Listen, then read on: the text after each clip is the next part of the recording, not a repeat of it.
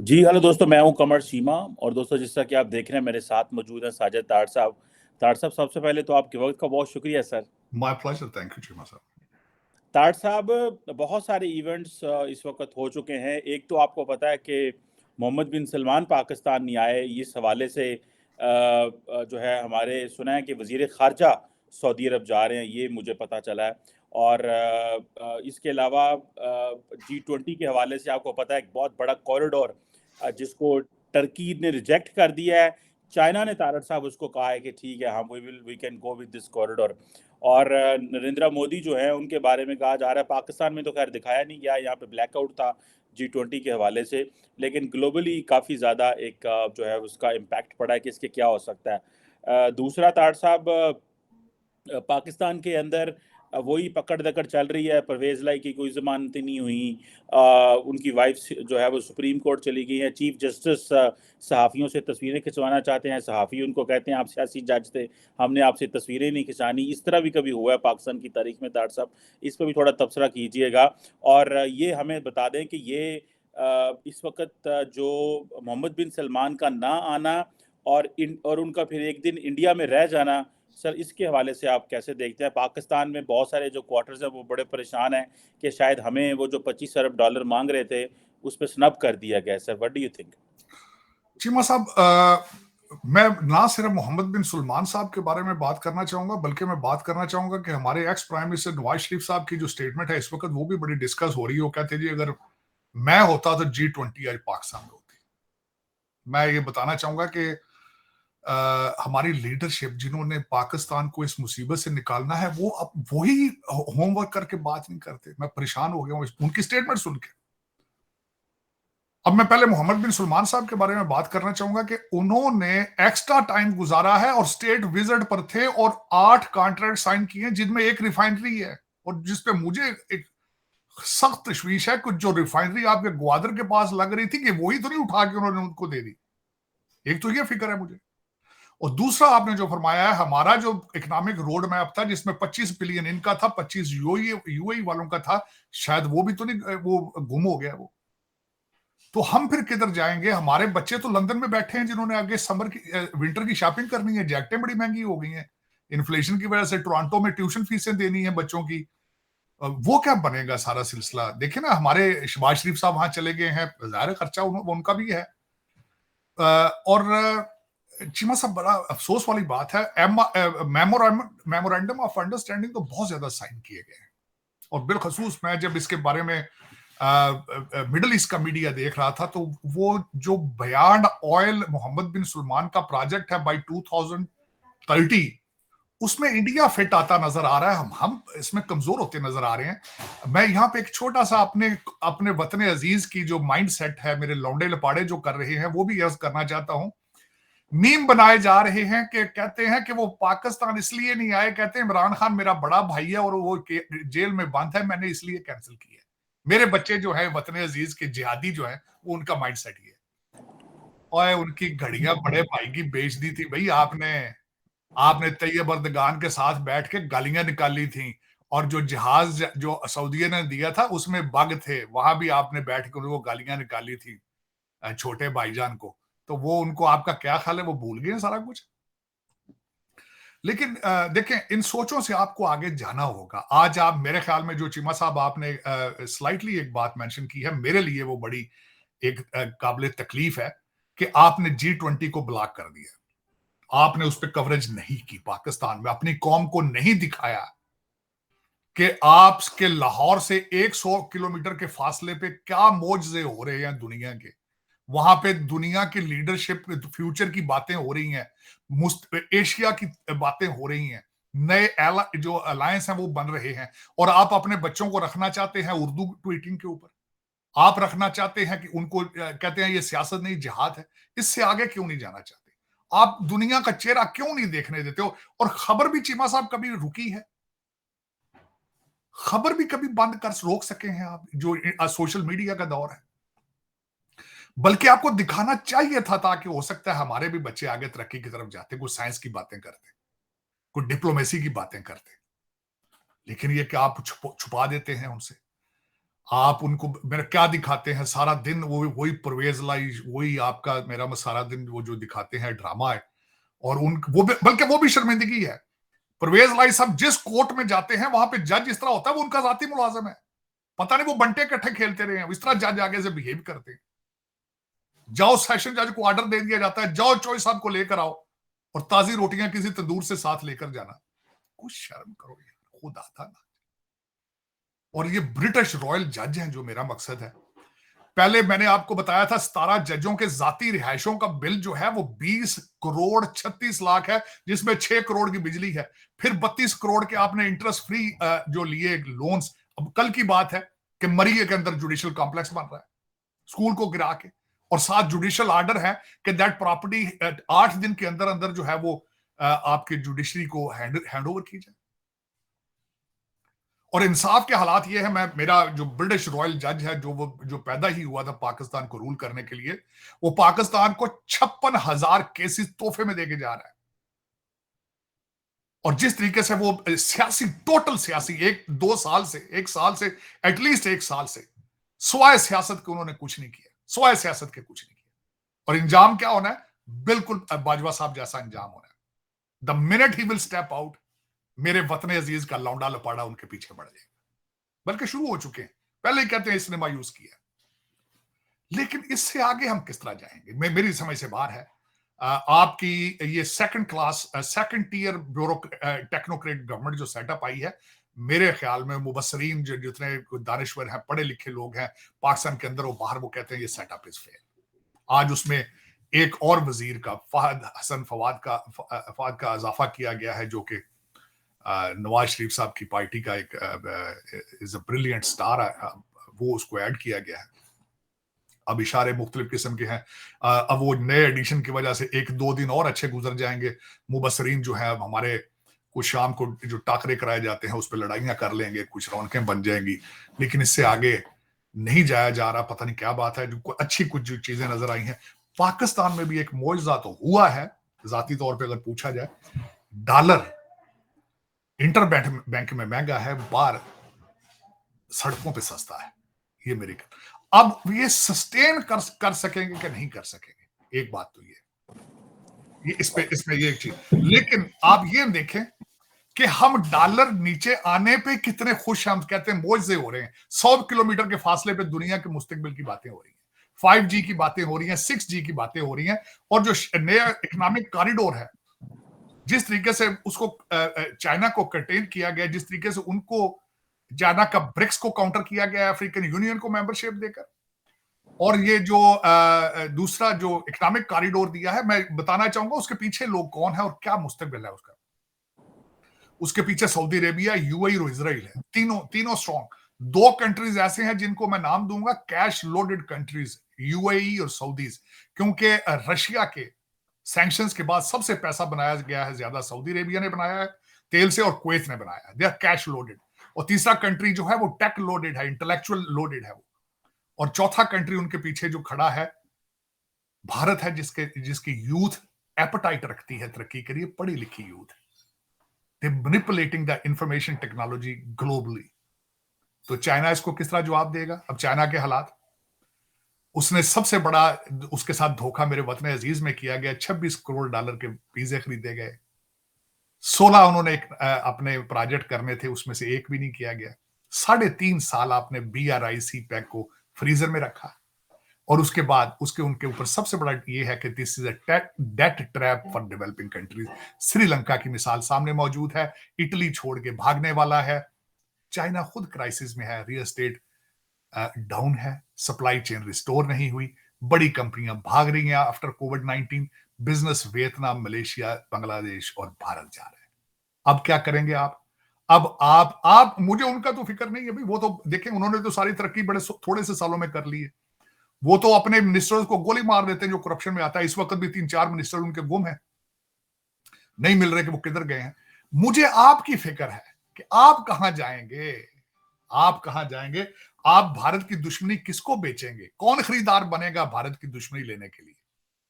मसला तो ये है, क्योंकि आपका सर्वाइवल है ये। भारत की दुश्मनी बेचना है या CPEC बेचना है, इससे आगे तो आप ग्रो ही नहीं कर पाए।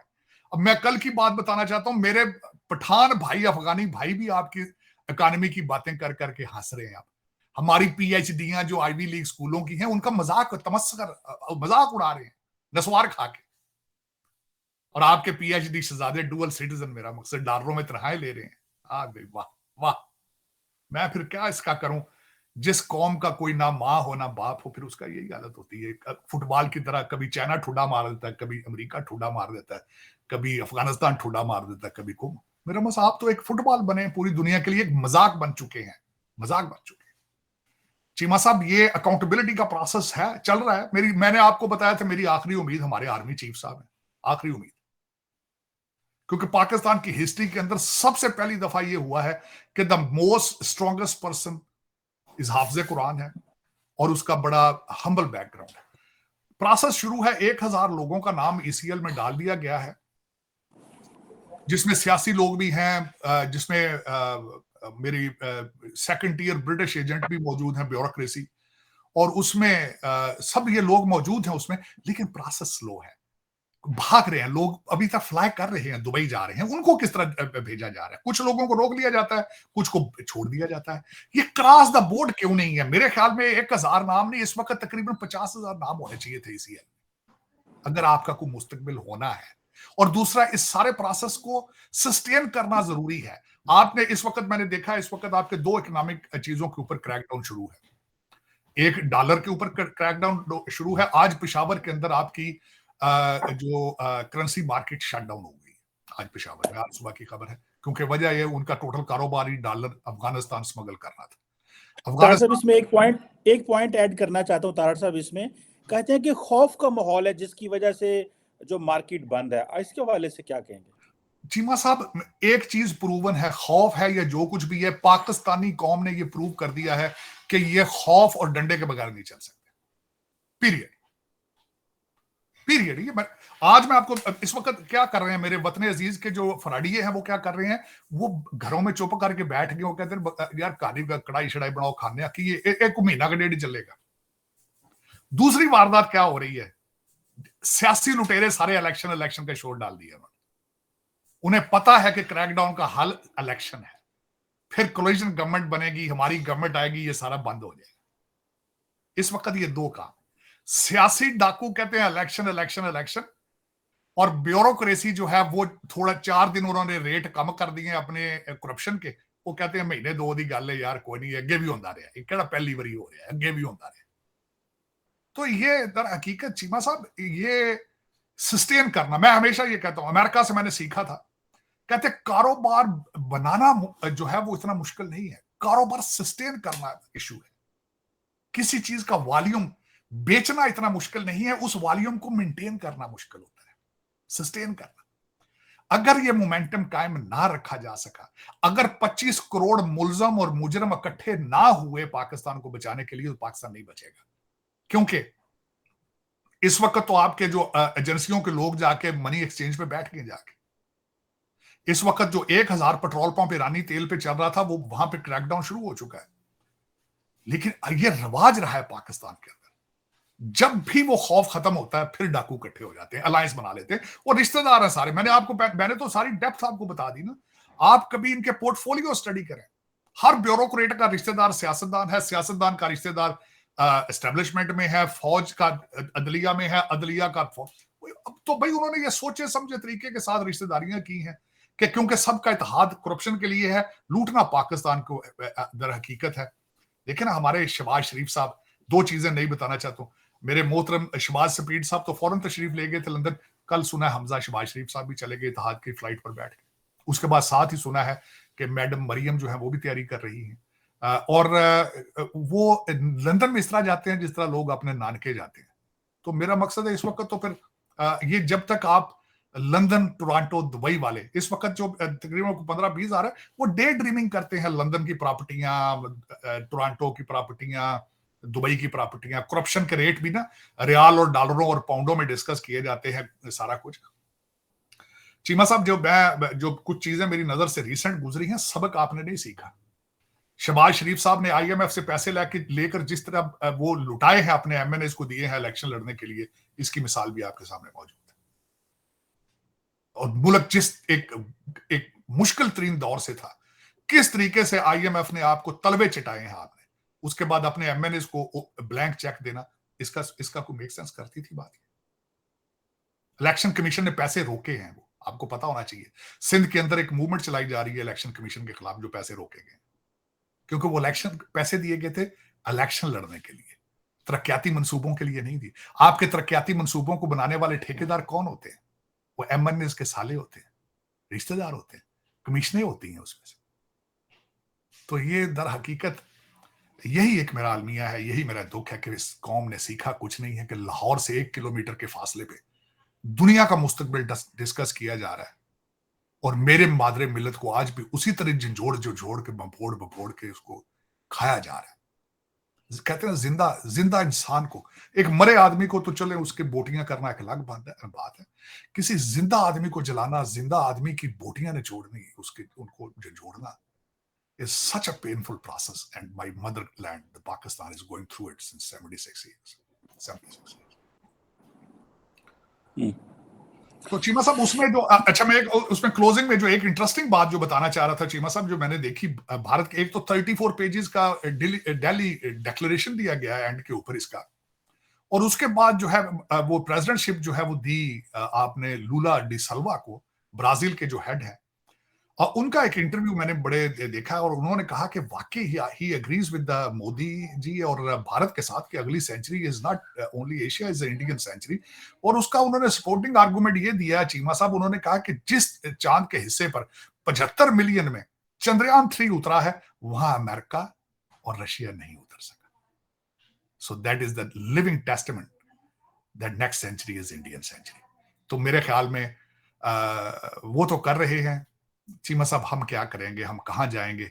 MBS भी नाराज हो गए हैं, वो भी पता नहीं क्या बात है, उन्हें भी वो भी शायद भारत को नाराज नहीं करना चाहते, शायद वो किसी प्रोजेक्ट में ये कहते होंगे कि अगर मैं वहां गया तो हो सकता है मेरा जो ख्वाब बियॉन्ड ऑयल 2030 वाला वो ना कहीं खराब हो जाए, सोचना होगा। डॉक्टर साहब, एक मोहम्मद बिन सलमान के एक पॉइंट के हवाले से मैं आपसे भी जानना चाहता हूँ। उन्होंने कहा कल, दैट इज बेसिकली एपिक है, एक ताल्लुकात को दिखाने की कि पीक है शायद, इसको इस तरह कह लें। उन्होंने कहा सऊदी अरब और इंडिया के ताल्लुकात कभी भी पूरी हिस्ट्री में ख़राब नहीं रहे। बेसिकली तो वो शायद पैगाम ये दे रहे थे कि ये जो हम कश्मीर के साथ आपके लिए थोड़ा बहुत OIC और पाकिस्तान के साथ करते रहे हैं, इसको हमारा डिसएग्रीमेंट न समझें, ये पाकिस्तान का डिसएग्रीमेंट है। आपको लगता है वो यही कह रहे हैं या कि वो ताल्लुकात को मेंट कर रहे हैं? इसको कैसे देखते हैं आप? एक तो उन्होंने कहा है कि उन्होंने क्लैरिफाई किया है वी डोंट हैव इट, और दूसरा उन्होंने एक और बात भी की है चीमा साहब, एक और बात उन्होंने ये की है कि हमारे अंदर कोई मिसअंडरस्टैंडिंग भी नहीं है, we have a common interest and future. मैंने उनकी वो सुनी जो उन्होंने वो अपनी काउंसिल, जो कि एक सऊदी काउंसिल बनी है जो भारत की, उसका पहला इजलास था वहां पे, और उसके अंदर जिस तरीके से लेकिन यहाँ पे एक और बात, अगलों ने ये बताने के बाद तोड़ तो उसका निकाल दिया है भारत ने, डिप्लोमेसी की उन्होंने विजन, डिप्लोमेसी, इन्वेस्टमेंट, फ्यूचर का सारा उन्होंने बंदोबस्त कर लिया है, चॉइस आपके पास छोड़ा कोई नहीं उन्होंने। मैं उसकी वजह बताता हूं, कश्मीर के अंदर सारी इन्वेस्टमेंट UAE की है। UAE कौन है? पाकिस्तान को चलाने वाला वो है। आपका जो $50 बिलियन आना है, 25 बिलियन UAE का है। आप कश्मीर की तरफ किस तरह देखेंगे जब बैठे ही वहां पे UAE होगा? उन्होंने तो, आपके पास चॉइस ही कोई नहीं। They are way ahead of you in diplomacy. They are way ahead of you thinking of everything. जब वहां पे माल ऑफ दुबई होगा, mall of Kashmir owned by UAE होगा, जब वहां पे हॉस्पिटल वो बनाएंगे, जब वहां पे होटल UAE वाले बनाएंगे, और आपको चलाने वाले भी तो वही सऊदी है और UAE है। आप किस तरह बात करेंगे? आप कहते हैं कश्मीर की बात, Kashmir is already, it has been decided, they already have plan what is the Kashmir is. अब आपको दर हकीकत मेरी आपसे एक मिन्नत है, अगर कोई सुनने वाला सुन रहा है, डिफेंस मोड से, अग्रेसर मोड से निकलकर खुदारा जियो इकोनॉमिक्स पेज पर आ जाएं। ये दौर 21st सेंचुरी में जंगें नहीं होती, कुछ बच्चे कंप्यूटर पे बैठते हैं जिनके पास इकोनॉमिक्स की PhDs होती हैं, आपकी करेंसियां और हर चीज तबाह कर दी जाती है। ये सीखें, जियो इकोनॉमिक्स सीखें खुदारा। अब वो दौर नहीं रहा जिस तरह आप कहते हैं कि जो तोपा लेके टुर पैना, उन जी टैंका खलोते खलोते संगार लग गए कई जगह। लेकिन ये कि चीमा साहब ये ज्यादा, मैं बल्कि मैं आपसे वादा कर रहा था इस वक्त मेरे वतन अजीज के मेरे भाइयों की हालत क्या है। एक छोटा सा लतीफा है पंजाबी का, मैं सोच रहा था वो भी पेश करूं कि देखें आज जो पीडीएम की हुकूमत है उसका निकल क्या रहा है। बिलावल भुट्टो साहब ने कहा इलेक्शन चाहिए, जरदारी साहब ने कहा दिया नहीं अगले साल चाहिए। जब बात करते हैं पीडीएम वाले कहते हैं, मौलाना फजलुर रहमान ने कहा हम चाहते थे कि आते ही 1 महीने के अंदर इलेक्शन करा दें, और उसमें पीपल्स पार्टी ने कहा नहीं अगले साल कराएंगे। तो किस तरीके से करें, तो उसमें जलील कौन हो रहा है, वो मेरा 25 करोड़ इंसान जलील हो रहा है। अब देखा जाए इनकी मिसाल बिल्कुल वही है, किसी बंदे के बनियान के अंदर उसको खटमल पड़ गए, तो वो इस तरह करता था कि हर घंटे बाद बनियान उतार के उल्टी करके पहन लेता था। कोई एक बंदा साथ बैठा था, उस आख्या यार एक बारी ला के झाड़ ही लै, इन्होंने मार ही दे खटमल सारे जेड़े। उन्हें कहा नहीं, कहता पेंडा करा करा के मारांगा, पेंडा करा करा के मारांगा। कहता एवं नहीं मारना, पेंडा करा। ये हर 5 साल बाद, हर 10 साल बाद उसी साइकिल पे ये पाकिस्तानी 25 करोड़ लोगों को पेंडा करा करा के मारने के चक्कर में वो कहते एक बारी मारे तो शायद रिलीफ इन्होंने मिल जाए। साथ दूसरी मिसाल है, हमारे फैज अहमद फैज साहब हैं, बहुत बड़े शायर, बहुत बड़े फिलोसफर थे। एक इंसान उनके एक पाकिस्तानी उनके पास बैठा, उसने कहा फैज अहमद, उन्होंने कहा फैज साहब पाकिस्तान में देखें ये हो गया, पाकिस्तान में ये हो गया, लग रहा है कि पाकिस्तान खत्म हो जाएगा, टूट जाएगा। उन्होंने कहा नहीं यार, मेरे पास इससे भी बहुत बड़ी बुरी खबर है, बहुत बुरी खबर है। उस बंदे ने पूछा कौन सी बुरी खबर? उन्होंने कहा ये टूटेगा नहीं, ये इसी तरह चलता रहेगा। उसने कहा शायद टूटे जुड़ जाए दोबारा, हो सकता है टूटे कोई नया पैकेज बन जाए, हो सकता है पहले से ज्यादा ताकतवर हो जाए, हो सकता है लोगों को होश आ जाए ये टूटे को तमाशा हो। टूटा था, बांग्लादेश टूटा था, लेकिन देखें पाकिस्तान के हालात क्या है, उसी तरह चल रहा है। सिसक सिसक के कहते हैं एक दिन की मौत अच्छी होती है सिसक सिसक के रोज मरने से, और यही बिल्कुल सही कह तार साहब। आपने देखा होगा हसीना वाजिद को किस तरह नरेंद्र मोदी साहब ने मेन स्ट्रीम किया। वो हसीना वाजिद जिसके ऊपर स्टेट डिपार्टमेंट सैंक्शंस लगा रहा है, लेकिन मोदी साहब ने हसीना वाजिद की और बाइडेन की मुलाकात सुना करवाई है, और उसके बाद बाइडेन साहब जो है वो सेल्फियां लेते रहे उनके साथ। वहां पे तो फ्रेंच प्रेसिडेंट एमनुअल मैक्रोन गए हुए थे तार साहब। हम तो सोच भी नहीं सकते यूरोपियन यूनियन का कोई सदर पाकिस्तान आए। वहां पे रशियन फॉरेन मिनिस्टर गए हुए थे। तो तारड़ साहब, आपको लगता है कि इंडिया अपने साथ अपनी मर्जी का एक अलायंस बना रहा है, अपनी मर्जी का साउथ एशिया क्राफ्ट कर रहा है? पाकिस्तान को उन्होंने अफगानिस्तान के साथ लिंक करके ये सारे एरिया को वेस्ट एशिया में डाल दिया। उन्होंने कहा ये साउथ एशिया है ही नहीं है, जो साउथ एशिया वो ये है। सो बांग्लादेश को उन्होंने इंडिया के साथ, अमेरिका के साथ थ्रू करा दिया है, और बांग्लादेश की वज़ीर-ए-आज़म और उनकी बेटी बाइडेन से सेल्फियां ले रही थी। और बहुत सारे लोगों का कहना यह है कि ये बेसिकली मोदी साहब ने ब्रेक थ्रू कराया है।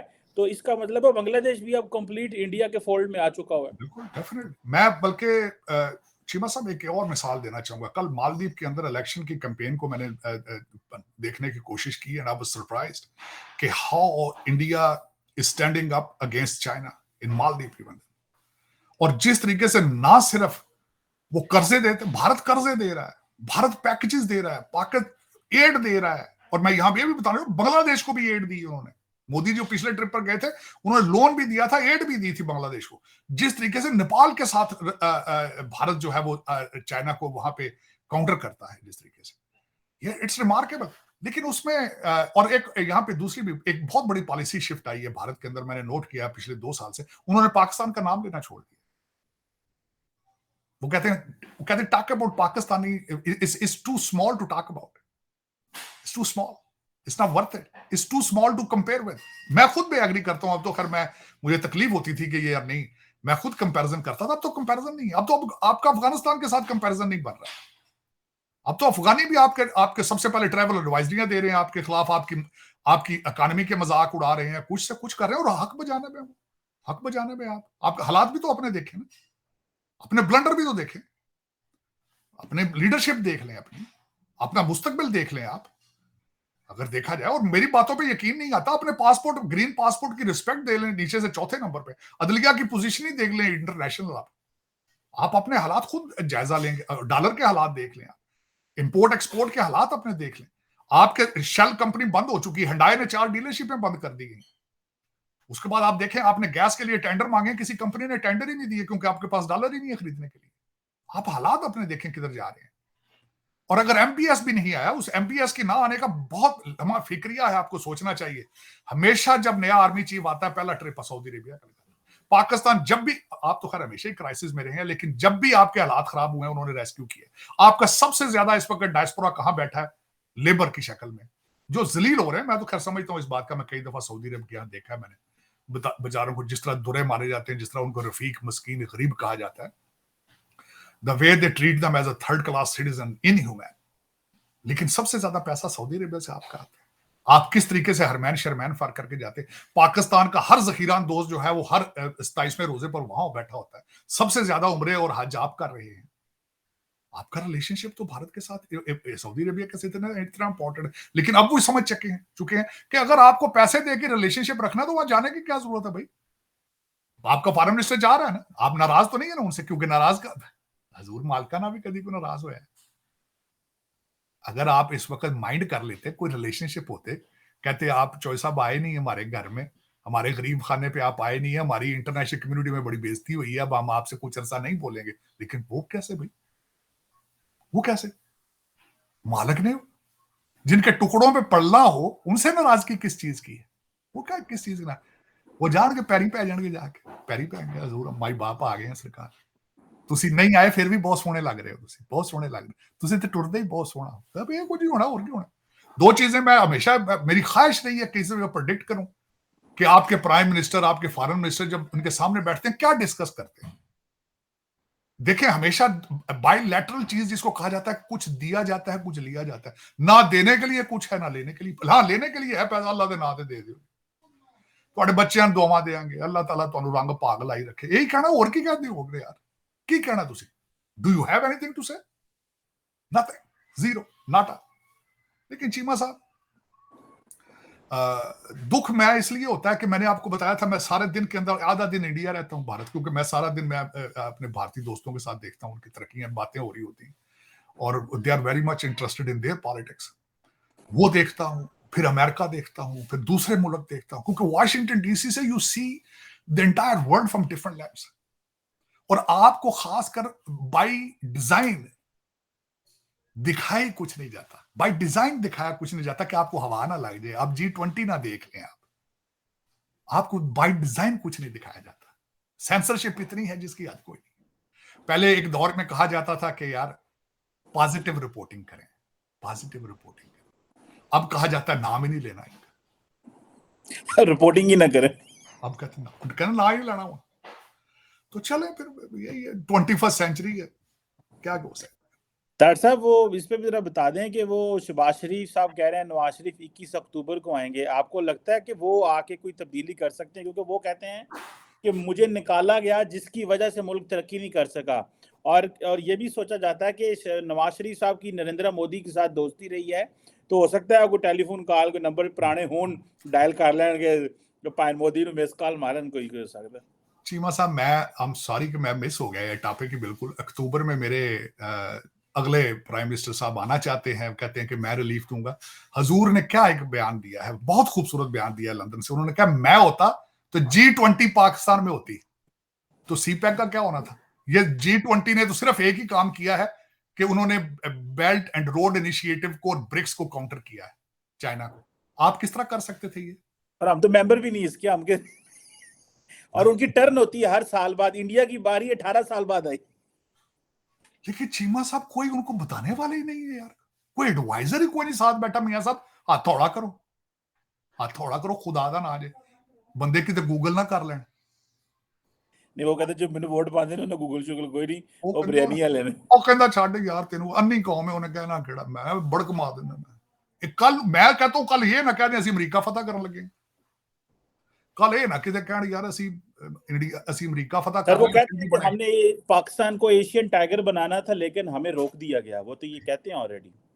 नहीं जी, कुव्वतें बहुत आपके खिलाफ काम कर रही हैं। CIA बिल्कुल आपके खिलाफ है, मुसाद का परमानेंट ऑफिस है आपके वहां, राज जी है सारे काम छोड़ के आपके ऊपर बैठी हुई है, सऊदी एजेंसियां आपके पास बैठी हैं, आपके हीरे निकल रहे हैं, जमीन से तेल निकल रहा है, आपके लोग माइक्रोसॉफ्ट और गूगल के CEO बन चुके हैं। आप तो खतरा ही बहुत है पूरी दुनिया के लिए। सारी दुनिया का सेंटर तो पाकिस्तान है इस वक्त, बिल्कुल किला है इस्लाम का। इस्लाम का आप किला बनाकर घेरा डालकर बैठे हैं, इस्लाम को हवा नहीं लगने दे रहे, आप इतना टाइट कर दिया इस्लाम को। पता नहीं यार, को मेरी समझ से बाहर है कि कौम को किस खूबसूरती के साथ बेवकूफ बना रहे हैं, और वो बन रहे हैं। एक बॉलर अच्छा था, बाल उसके अच्छे थे, कद 6 फुट था, रंग गोरा था, बाल कराता था तो दौड़ता बड़ा खूबसूरत था। सिर्फ उसकी इस अदाओं की वजह से आप 25 करोड़ लोग अन्ने हुए, अन्ने हो गए। ओए ओए और उसने आके क्या क्या ब्लंडर नहीं किया, काले बकरे टूने उसने एटॉमिक पावर में कर दिए, एस्टेब्लिशमेंट उसने बेवकूफ बनाई, 25 करोड़ लोग उसने बेवकूफ बनाए। पता नहीं क्या कि ये मेरा मकसद है, कोई सोच, कोई अकल। हाँ, एक बात है, मैंने कल एक बंदे ने एनालिसिस बड़ा अच्छा दिया चीमा साहब, जब उसने एनालिसिस उसने ये दिया कि जब उसे थोड़ा सा पार्टीशन से पहले ले गया, जब नफरत डाल दी जाए कि इंग्लिश नहीं पढ़ना, इंग्लिश पढ़ने से आप काफिर हो जाएंगे, गाना सुनने से आप काफिर हो जाएंगे। मैं इसके बारे में सोचता रहा हूं कि किस तरीके से आपकी कौम को टीके लगाए गए जहालत के, और किस तरीके से जहल रखने की कैंपेन चलाई जाती है पाकिस्तान, किस तरीके से आपको तालीम से दूर रखा जाता है और अपने बच्चों को लंदन और अमेरिका में पढ़ाया जाता है ताकि वो हमारे बच्चे आए और मुसलसल रूल करें। किस खूबसूरती के साथ। It's a conspiracy.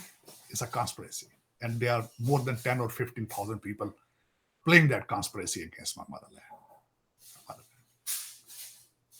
बिल्कुल तार साहब, ये बात सही की आपने कि 10-15 हज़ार लोग हैं यही कर रहे हैं, और आपने ये जो बात की है कि नेक्स्ट सेंचुरी जो है वो इंडियन सेंचुरी है, और ये तो दुनिया कह के गई है उनको, और हमारे पास अभी भी रास्ता है कि हम अपने खित्ते के तमाम मुल्कों के साथ राब्ता ठीक करें। बल्कि अब तो अफगान तालिबान भी चढ़ के तो उठ रहे हैं, बल्कि फॉरेन ऑफिस ने 6 दिन से बॉर्डर बंद है। जिस दिन हम यौम दफाक मना रहे थे उस दिन तालिबान ने, TTP ने चढ़ाई कर दी तालिबान की मदद से। अल्लाह करे चीज़ें बेहतर हो सकें, पाकिस्तान की आवाम जो है उनके लिए कोई मुस्तकबिल जो है वो अच्छा हो सके, वरना इस तरह जिस तरह चीज़ें चल रही हैं, जो जिस तरह इंडिया की इकॉनमी को गियर लगा है और उनकी दुनिया में जो ग्लोबल एक्सेप्टेंस और रिकग्निशन है, ऑब्वियसली पाकिस्तान के जो सारे जो इंडिया के साथ मसाइल थे उसको अब दुनिया में कोई भी अटेंशन देने को तैयार नहीं है। Thank you very much Sajid Tarar साहब। Sir, it's always pleasure talking to you. आपके बहुत बहुत शुक्रिया। Thank you.